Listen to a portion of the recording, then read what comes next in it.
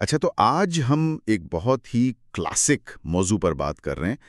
افلاطون کی وہ مشہور تمثیل ہے نا، غار والی۔ جی، غار کی تمثیل۔ ہاں، تو جو مواد ہمیں ملا ہے وہ یہ سوال اٹھاتا ہے کہ یہ جو اتنی پرانی کہانی ہے، کیا وہ آج بھی ہماری مدد کر سکتی ہے؟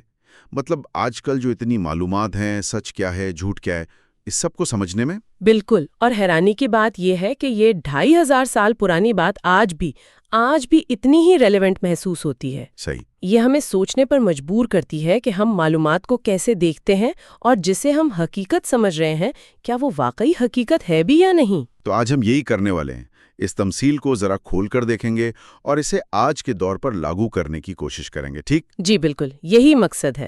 چلیں شروع کرتے ہیں۔ تو تمثیل کا جو بنیادی آئیڈیا ہے وہ یہ ہے کہ کچھ لوگ ہیں جو بچپن سے ایک غار میں قید ہیں، زنجیروں میں جکڑے ہوئے، اور وہ صرف سامنے والی دیوار دیکھ سکتے ہیں۔ ان کے پیچھے ایک آگ جل رہی ہے، اور اس آگ اور قیدیوں کے بیچ لوگ چیزیں لے کر گزرتے ہیں، اور ان چیزوں کے سائے دیوار پر پڑتے ہیں۔ بالکل، اور قیدیوں کے لیے وہی سائے، وہی ان کی پوری دنیا ہے، وہی حقیقت ہے۔ جی اچھا، اب اگر ہم اسے آج کے زمانے میں دیکھیں تو یہ غار کیا ہے؟ ہاں، یہ دلچسپ سوال ہے۔ کیا یہ ہمارا ماحول ہے معلومات کا؟ بالکل، یہ ہمارا معلوماتی ایکو سسٹم ہے۔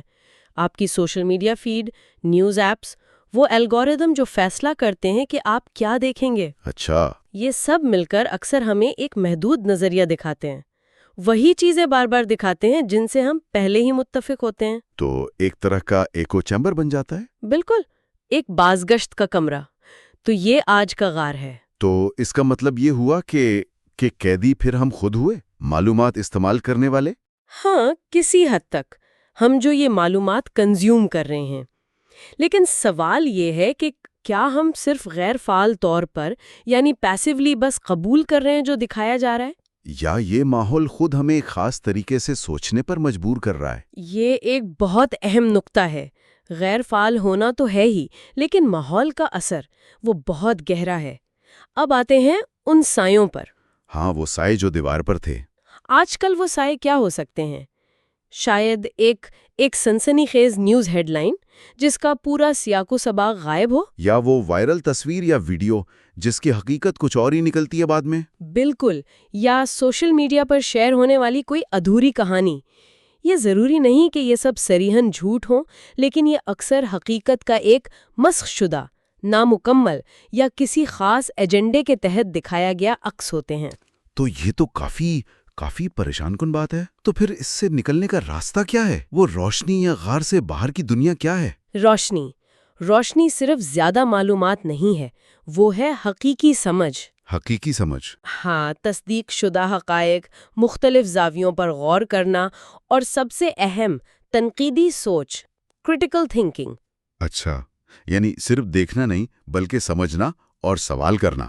جی، غار سے باہر نکلنا۔ وہ جو قیدی باہر نکلتا ہے اس کے لیے روشنی شروع میں تکلیف دہ ہوتی ہے نا؟ ہاں، آنکھیں چکا چوندھ ہو جاتی ہیں۔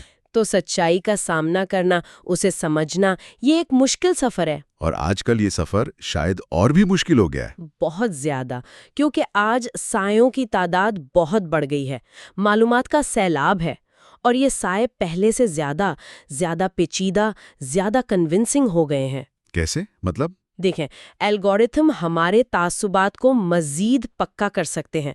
وہ ہمیں وہی دکھاتے ہیں جو ہم ماننا چاہتے ہیں۔ پھر ڈیپ فیکس جیسی ٹیکنالوجی ہے ہاں، جو ایسے سائے بنا سکتی ہے کہ اصل اور نقل میں فرق کرنا تقریباً ناممکن ہو جاتا ہے۔ یہ تو واقعی بہت مشکل صورتحال ہے۔ تو پھر کیا کریں؟ ہمیں خود کوشش کرنی ہوگی، روشنی کی طرف جانا ہوگا۔ مطلب صرف معلومات کو پیسیولی لینا کافی نہیں؟ بالکل نہیں، ہمیں فعال طور پر سوال پوچھنے ہوں گے۔ یہ معلومات کہاں سے آ رہی ہے؟ اس کا مقصد کیا ہو سکتا ہے؟ کیا اس کا کوئی اور پہلو بھی ہے؟ ثبوت کہاں ہے؟ یعنی میڈیا لٹریسی اور فکری ذمہ داری؟ بالکل، یہ فکری طور پر آزاد اور ذمہ دار بننے کی بات ہے۔ اور یہ سارا عمل، یہ سوالات، یہ تجزیہ، یہ ہمیں واپس اسی بنیادی مقصد کی طرف لاتا ہے جو ہمارے ذرائع میں تھا، حق اور باطل میں تمیز کرنا، سچ اور جھوٹ میں فرق کرنا۔ جی، غار کی تمثیل ہمیں اس مسلسل جدوجہد کے لیے ایک فریم ورک دیتی ہے۔ تو خلاصہ یہ ہے کہ یہ قدیم تمثیل آج بھی ہمیں ایک آئینہ دکھا رہی ہے، ہمیں یاد دلا رہی ہے کہ ہمیں بہت محتاط رہنا ہوگا اور سچائی کو خود تلاش کرنا ہوگا، صرف دکھائی جانے والی چیزوں پر اکتفا نہیں کرنا۔ بالکل، اور آخر میں ایک سوال چھوڑ جاتے ہیں سوچنے کے لیے۔ تمثیل میں یہ بھی ہے کہ جب کوئی قیدی باہر نکل کر واپس آتا ہے اور دوسروں کو سایوں کی حقیقت بتاتا ہے تو وہ اسے مانتے نہیں بلکہ شاید اس کے مخالف ہو جاتے ہیں۔ یہ بھی ہے۔ تو آج کے دور میں جب لوگ اپنے ڈیجیٹل غاروں میں اپنے بنائے ہوئے یقین میں آرام دہ ہیں تو کوئی انہیں ان سایوں پر سوال اٹھانے کی ترغیب کیسے دے؟ بغیر انہیں اپنا مخالف بنائے یا ان کی تسلی بخش دنیا کو ٹھیس پہنچائے بغیر۔ جی، یہ ایک بڑا چیلنج ہے، اس پر غور کرنا چاہیے۔